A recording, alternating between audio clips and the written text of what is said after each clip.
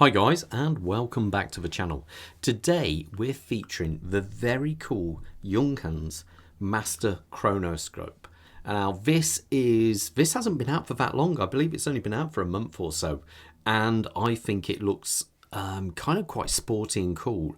I reviewed one of the Max Bill Chronoscopes before, and it was quite a cool watch, but it definitely was a little bit more dressy, let's say. This one has got little bits, kind of elements of sportiness to it, and I think it's just one of those watches. It's very hard for watches these days to really stand out from other brands, but Junghans definitely do, with their big full dial and their kind of big domed crystal. It's always been one of their trade points, and I think it does look really cool.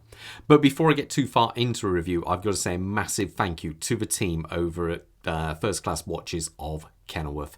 They're absolute superstars, real friendly, real nice, absolutely loads of stock. I'll leave a link in the description below, and I will also leave a link at the bottom of the page. Well worth calling up. If you do call them, please just mention channel's names. It really would help cement a bond between us.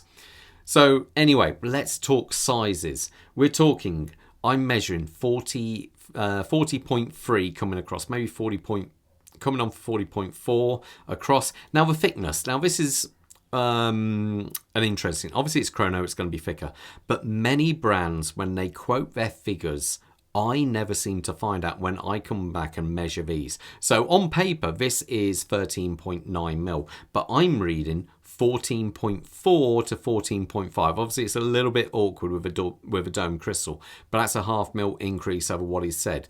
So please be aware when I do say chronos are thicker, and I've had many people in comments say, but this is thinner. Have you measured it? No. So always be aware of that. The lug to lug is a very wearable 45 mil. And the bracelet size, bit of a strange one. This one, it's 21 mil. Now, the dial itself, I think the dial looks great. It's got that really kind of, a bit more sportiness to it versus some of the other models from Junghans, which are normally very conservative. This one, I think, looks great. I really like the colour of the dial. Now, I think it's actually the same colour all the way through, but due to the reflections you catch off this domed, it looks darker in the corners. But I think it is actually the same colour. It's just the shadow it picks up with that dome, and it looks really quite cool for it. The hands, they've got a great shine to them. They really do. The hour and minute hand have a really good shine, as you can see there. They really catch the light nicely. Now, as you can see, we do have a bit of lume in there. Now, to be fair, that is pretty well all the lume you get on this watch. But there again, it's not a dive watch or whatever. This one, it is enough for this kind of watch. Now, I like the kind of real depth to the dial here, where you see it sunk down to the date window for the day-date complication there. Nice, simple Junghans Chronoscope on there. I think it looks really good. Now, as we set the chrono, nice solid click, you can actually see the full kind of hands, the subdials here. First of all, just look at the way they've been set back. They really do look good. You've got this black against this kind of dark anthracite grey on here, but then you've got these orange hands. It's a bit unusual because normally you'd only see on many manufacturers orange hands would relate to the chrono, so you'd expect this to be orange and this not to be. The reason why I say that, this is the seconds for the regular time, and this is your minute counter for the chronograph, and that's the hour counter for it. But you can see it just looks really cool. Catch it in certain lights and those hands just absolutely pop. I think they do look really, really good. I think actually, was there a lume up there? I can't remember if it was. I think it was actually. But let's have a look at that just cross over there. As it goes over, you should see this jump down here, and boom, there you go. Lovely. I think it's really good. Shall we have a listen to the reset and have a look? Solid. Really good. Now, as we come past that, we have this, as we've seen, massive massive sapphire crystal with AR coating. It has got one heck of a curve on it. If you imagine, that's probably about 3 mil already on there, but you need that probably to clear the hands in the center there. I think it looks really cool. Definitely does a good job mitigating the actual reflections, but obviously it's always going to attract reflections, being that it is curved. Now, as we look round on the body of the watch, it's got this nice angled in.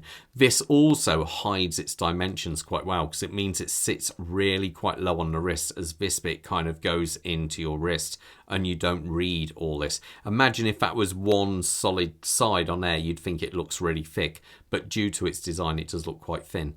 All polished, nice. I like the way the lugs here bend down, being that they're quite short as well, and they have this angle on there. It really means it sits so comfortably on many wrist size. Now we've got quick release on the bracelet there, just noticed that. And as we come around to this side, we have a sign crown. Now a crown on this isn't a screw down crown, so as you can hear, that goes straight into manual wind. One thing I do like on this one versus some of the other models I've seen from Airs and reviewed, the pushers are solid. They're not like the T pushers they have on some of the others, and they're just quite, they feel solid and nice to press, I think. Now, as we flick this around, we have a really nice, they call it their U8881 movement, but actually that is an ETA 7750. Now, I did put it on the time grapher and it was pulling a very respectable plus 2.5 in the position I had it. The movement itself, it does look like it is decorated. There could be a chance this could be a higher spec movement because it's decorated with the blue screws as well. Now, as you can see on the back, we have screws holding that case back down. Overall, really, really nice. The bracelet on this is a little bit different. You've got these kind of polished center links and the brushed outers there. 50-50 on it, really. It's one of these, I could picture this also on a black leather strap with kind of like yellow stitch or black rubber with the the yellow on the back there. I think that would also look really cool and complement this, the hands really well. It does have water resistance, albeit 50 millimeters, I was going to say. That wouldn't be much good, would it? 50 meters, I should state. So again, it's not really the type of watch you want to take swimming or that kind of stuff, but it's all right. Again, splashing and all that, no problem. The actual clasp on the watch is a fold over clasp like that. And as you can see, we do have a Junghans written on there. We do have these smaller half links up here to enable you to get it to size it pretty well. Let's put it on wrist and we'll see how it looks. Quick wrist check first though. I'm wearing the new, well, not new, it's actually been out for quite a bit now, Vario Dual Time. I've just got that into review, and as you can see, it is a flick over one. It's very, very cool. And Bob's got an interesting one, because Bob's got the Zin 356 on there. And what's interesting, these are pretty well the same price, but very, very different to each other. So maybe I'll do a comparison. I don't know. I might, if I can get the time, I'll do that. So anyway, wrist size. My wrist size is 7¼ inches. So that's about 18.5 centimeters. And that's it on my wrist. Look how it hunkers down. It really does a great job of hiding its dimensions.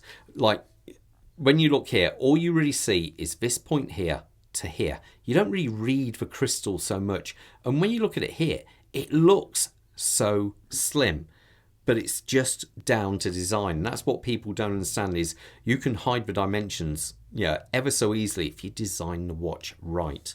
So anyway, that's how it looks on my wrist, guys, and I'll leave you at that. Any questions, leave them in the comments below. Always try and get back to you, but most importantly, stay safe out there. Take care. Bye.